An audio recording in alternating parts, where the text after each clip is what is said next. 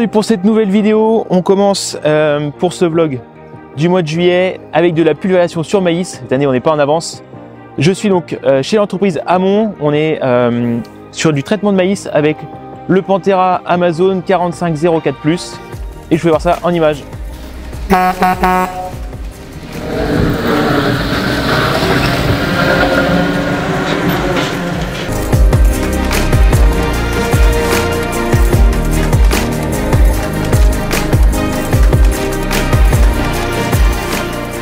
Alors comme vous avez pu le voir, les images de tout à l'heure, la journée a commencé de bonne heure pour moi ce matin. Je suis parti à la rencontre donc, du pulvérisateur Amazone Pantera 4504+ de l'entreprise Amon à Guerre. Et ce matin, la première activité de la journée, c'était de la pulvérisation de biostimulants sur maïs. Alors ça a été très vite parce qu'en fait, la pulvérisation se faisait une bande sur deux. Et ensuite, l'entreprise a enregistré donc, ces données-là sur FieldView.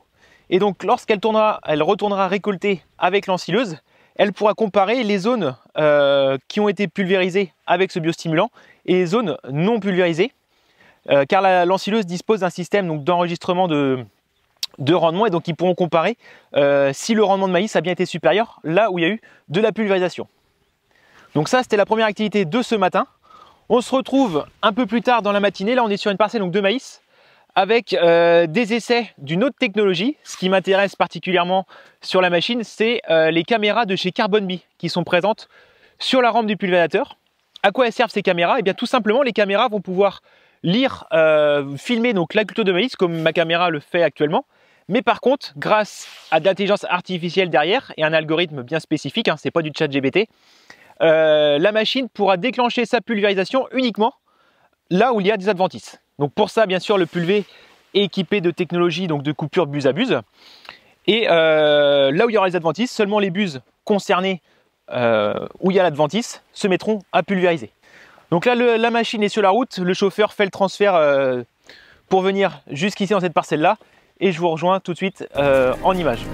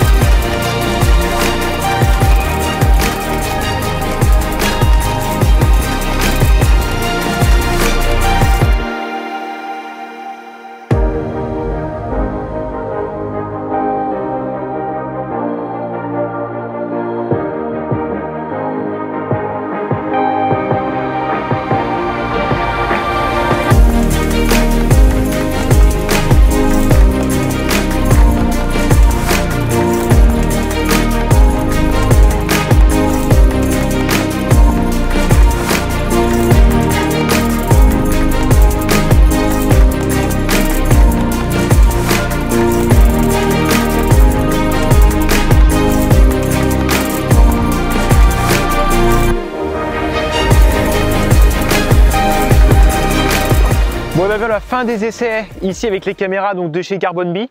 Donc juste pour vous expliquer ce qui s'est passé dans la parcelle, on a fait donc une longueur en plein et une longueur avec les caméras en route. Donc ce qui a permis de moduler l'application de produit.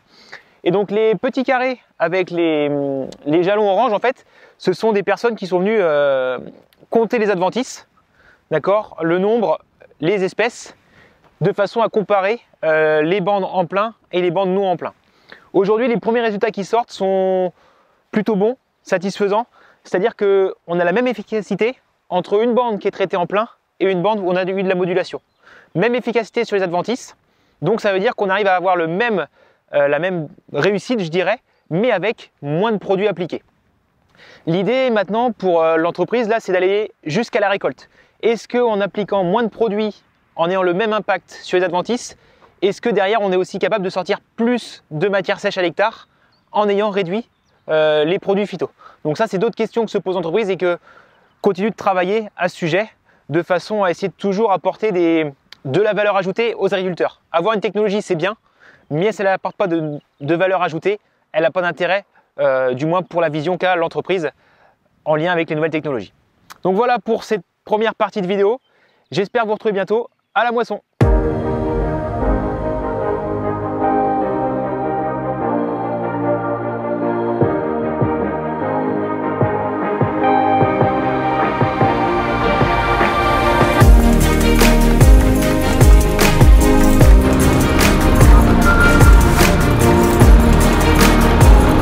Et bien voilà, ça y est, on se retrouve enfin comme prévu à la moisson. Donc moi ça fait une dizaine de jours que j'ai commencé à l'entreprise. Malheureusement avec la météo qu'on a eue, on n'a quasiment rien fait, juste quelques hectares de colza par-ci par-là. C'est vraiment aujourd'hui qu'on arrive à redémarrer la moisson. Donc là on est dans de l'orge. Vu que pour moi il n'y a toujours pas de paille par terre pour le bottelage en big. Aujourd'hui la mission, le transport des céréales avec le 824 et l'artésienne 3 essieux. Donc voilà ce qu'on a fait cet après-midi. Demain, normalement, si tout se passe bien, on va pouvoir attaquer les blés. Et fin de semaine, enfin, je vais pouvoir attaquer moi le pressage de paille, donc en big baller. Voilà pour ça. Bon, voilà quelques images du champ d'orge qu'on a récolté cet après-midi. Et puis, bah, la suite en big, pour le big du moins, en images.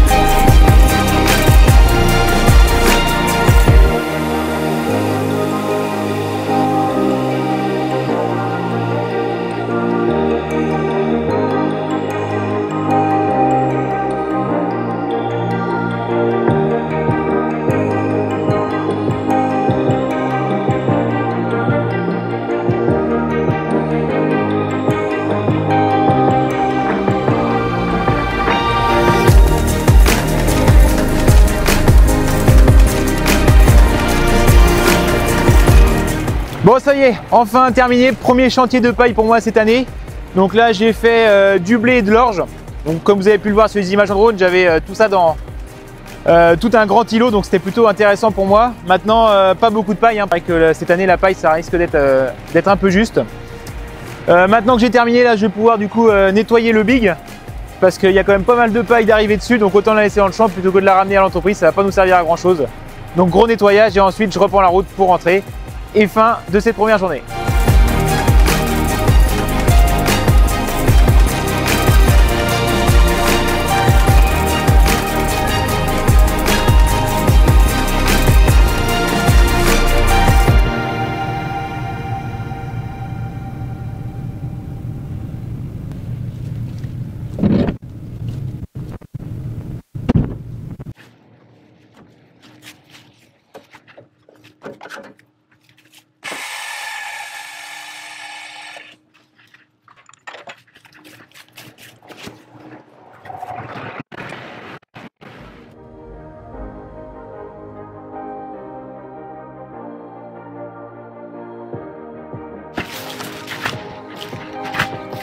Je veux dire.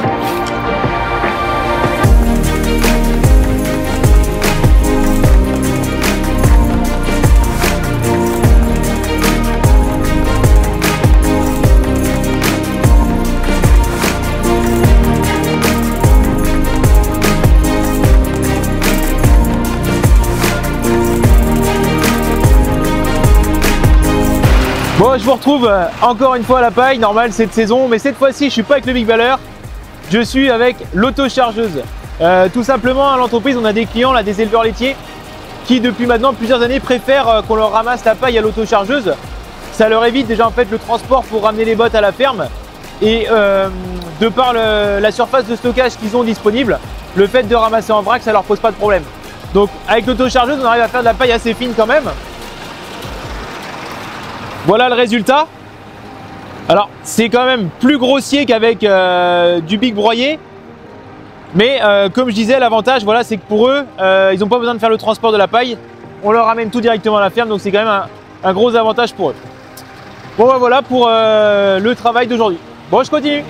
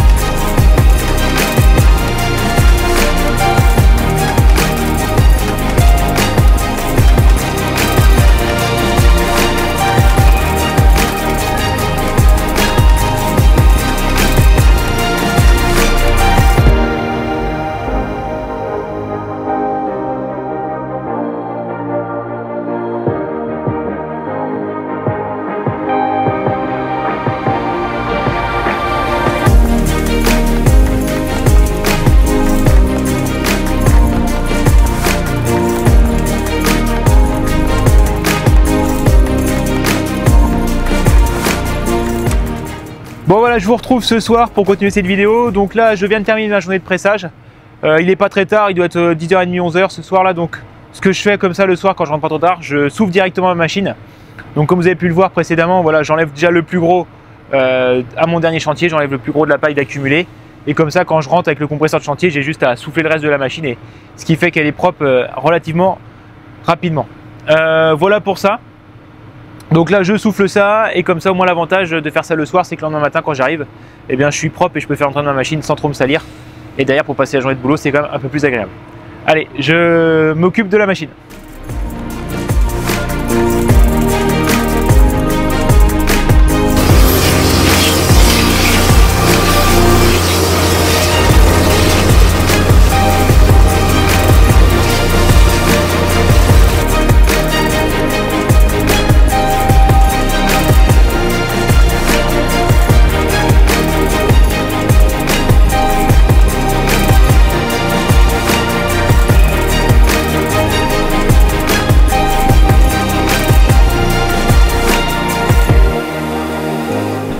Bon bien voilà, ça y est, le big est soufflé, je me pars à l'hangar là, donc me garer.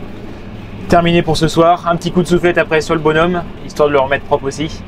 Et puis dodo, et on verra maintenant la suite demain.